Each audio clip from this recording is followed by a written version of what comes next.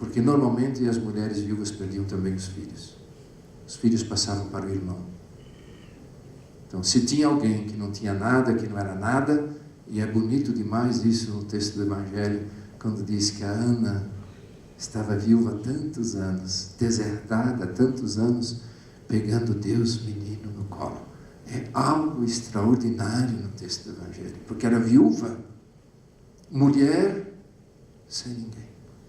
Agora encontrou de novo a razão da sua vida, o amor de sua vida.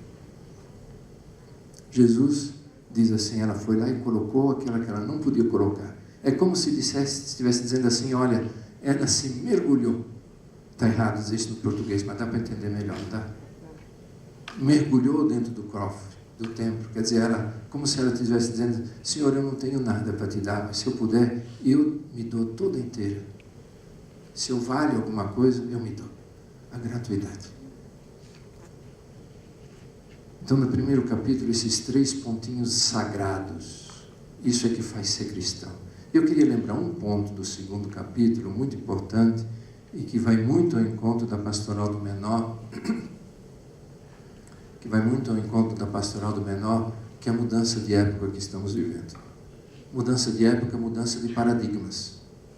Mudança de época, mudança de critérios. Mudança de época, mudança de horizonte. Deus não está mais no horizonte do mundo ocidental. Deus desapareceu do horizonte do mundo ocidental.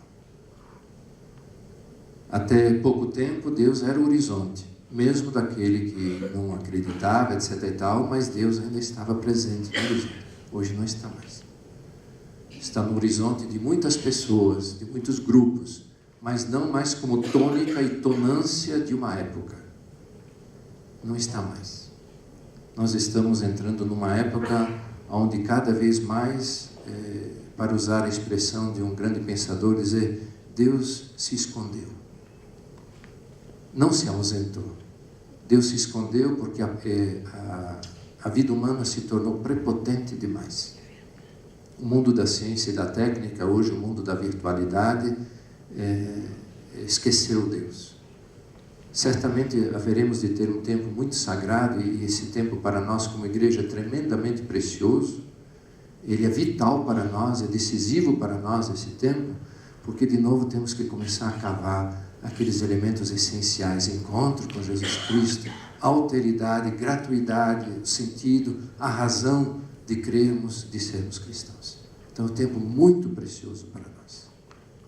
Não vai mais poder ser uma igreja que vive de ideias, uma igreja que vive de moral, mas vive de uma pessoa, vive da Trindade Santa, que são 3 pessoas.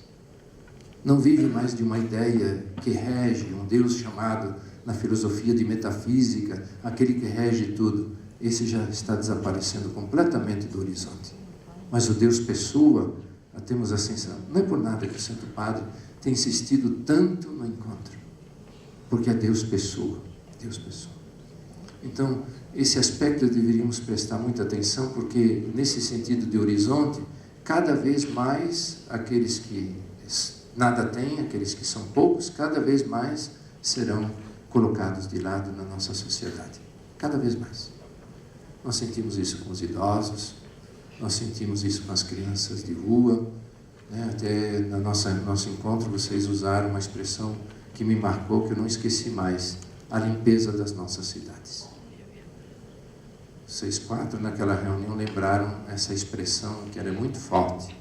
Realmente, em preparação da Copa do Mundo e das Olimpíadas, estão limpando as cidades, mas não é que estão pintando os prédios, é que estão colocando, levando para longe as pessoas que estão incomodando. São os dependentes químicos. Vocês observem uma vez como o Jornal Nacional e outros noticiários colocam essa presença do pessoal. Precisa tirar eles de lá, precisa limpar, mas em nenhum momento se fala que são pessoas humanas que precisam ser acompanhadas, precisam ser acolhidas. Em nenhum noticiário aparece isso. Nós é que podemos fazer isso como igreja. Os idosos, os dependentes químicos, as crianças, os nossos adolescentes, nessa época cada vez mais vão ser colocados de lado. São os leprosos de hoje, do tempo de Jesus, fora da sociedade. Naquele tempo eles penduravam um sininho. Hoje já todos esses têm pendurado um sininho, todos eles, estigmatizados. Então esse tempo ele é um tempo muito precioso para nós, para reavivar, despertar o que é a essência, o fundamento da nossa fé. Muito importante. Alguns assim acham que a gente está entrando num tempo que é esquecimento de Deus, então isso, aquilo, ótimo. Se é esquecimento de Deus, melhor ainda, porque nós teremos que ir a fundo na questão. Eu sempre gosto de usar uma expressão que diz tudo, mas não diz nada, né? Ir ao fundo sem fundo da nossa fé. Ir ao fundo sem fundo da nossa fé.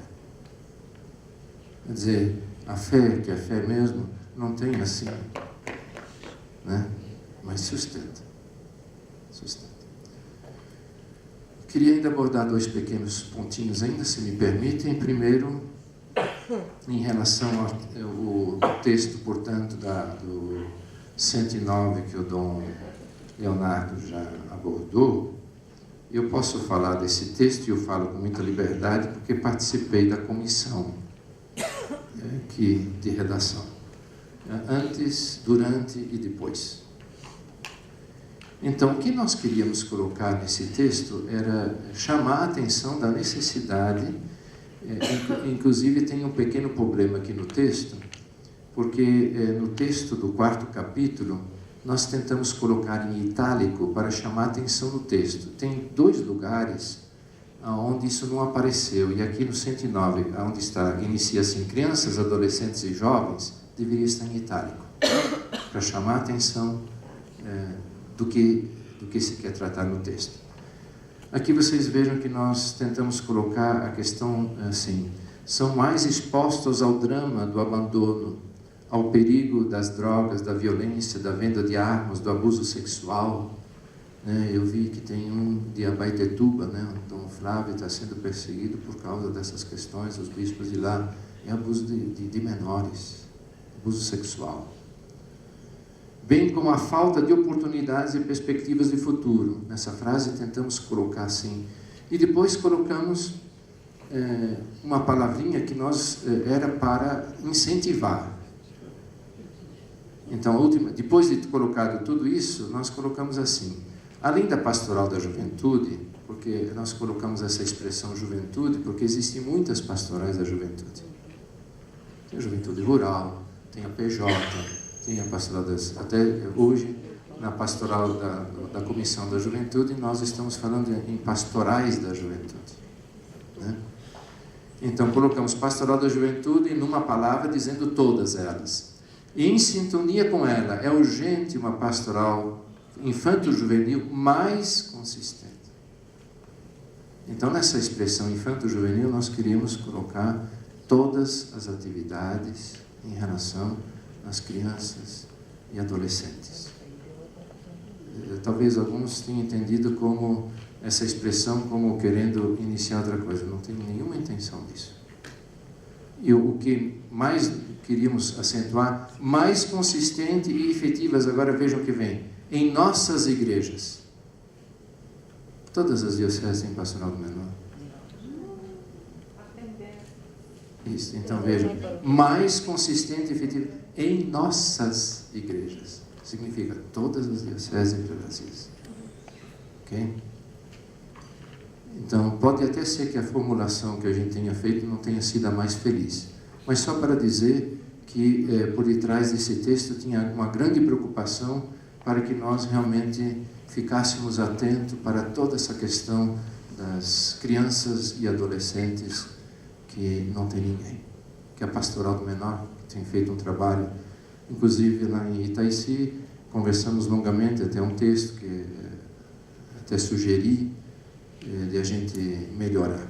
Mas por detrás não tem nada disso que às vezes pode até sugerir, não tem não. A preocupação nossa da comissão e de vários bispos foi de que isso aparecesse, que a igreja precisa estar mais atenta à questão das crianças e adolescentes abandonados, principalmente através... Vocês podem ver que dentro do texto a gente não procurou colocar as pastorais específicas, porque não era próprio para as diretrizes. Por isso essa expressão que talvez pode estranhar, infanto-juvenil.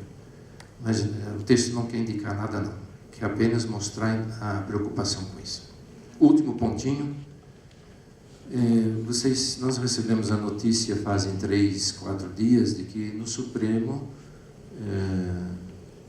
um dos deputados do PTB entrou com um pedido de inconstitucionalidade sobre os programas que estão na lei do Estatuto do Pastoral da Criança e do Adolescente, obrigou as televisões e as rádios a colocarem horários próprios e apropriados. Existe expressão própria, mas só para a gente entender do que se trata. Então, o relator disso está sendo Toffoli, que já deu voto favorável. Então, as televisões não precisarão mais seguir os horários para os programas. Ele diz que isso é da responsabilidade da família, não do Estado. Eu acho interessante isso, que outras responsabilidades não são do Estado.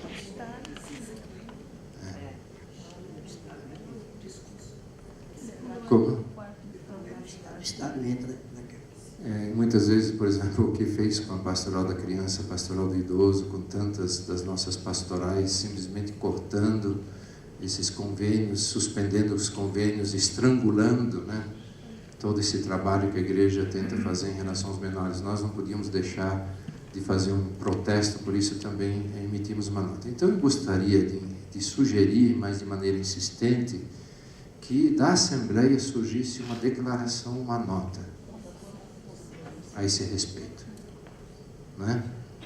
E a gente espalhasse isso na imprensa.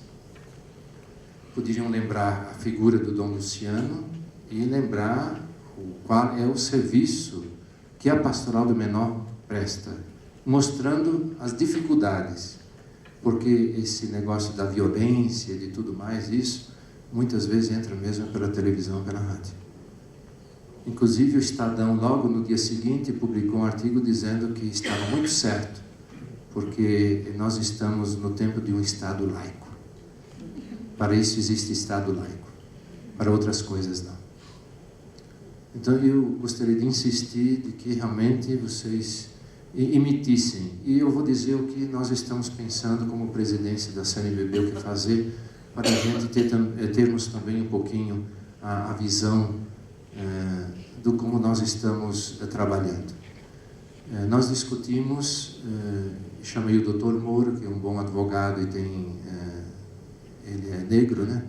Foi dos direitos humanos no tempo. Depois também o Marcelo Lavernet, que participa da Comissão Justiça e Paz, também um grande advogado, e com assessoria de política, e nós discutimos um pouquinho, depois entrei em contato com o Dom Raimundo. Então a nossa ideia é o seguinte: elaborarmos da parte da presidência uma carta, meio forte assim, para não dizer contundente, porque a gente não pode, em relação aos ministros do Supremo, a gente não pode fazer muita declaração pública, porque vem o contrário, se sentem atingidos. Por isso eu gostaria de insistir que a nota de vocês fosse incisiva, para que a nossa intervenção, então queremos fazer uma carta e vamos entregar pessoalmente para cada um deles, e estamos acionando pessoas que conhecem os ministros pessoalmente, porque, ao nosso ver, será um desastre. Vocês que trabalham com os menores sabem o que isso significa. Vocês sabem o que isso significa. Esses filmes todos de brutalidade, de violência, do Superman, do poder das armas, do poder do eu posso tudo, né? Como isso incide na psique da criança e do adolescente. Mas em relação aos próprios programas, onde cada vez mais aparecem essas questões de fundo da sexualidade, né? Como? Os próprios comerciais. Os próprios comerciais, mas dentro dos próprios programas, às vezes quase relações explícitas, né? Quase relações explícitas. Se nós partimos para isso, o que significa então a relação homem-mulher? O que significa isso de intimidade? O que significa o sentido da própria sexualidade, que não vai passar de uma cópula? Então, para nós que somos pessoas humanas, somos filhos e filhas de Deus, a sexualidade tem um outro sentido. E se abandona quase a questão toda da afetividade, de uma relação amorosa, de entrega, de partilha, né? Esses programas, por exemplo, que nós temos determinado horário, poderiam passar. Como é que é o nome daquele programa onde todo mundo está dentro de uma casa e acontece de tudo? Como é que é? Como é que é? Big Brother. Vocês imaginem esse horário, num horário... Lá vale tudo. Não tem mais sentido de moral, de relação. Eu acho, não, Leonardo, que nós podemos também fortalecer, não só através dessa moção incisiva saindo daqui, mas nós que somos de conselhos estaduais de direitos da criança e do adolescente, levar a temática para nossos conselhos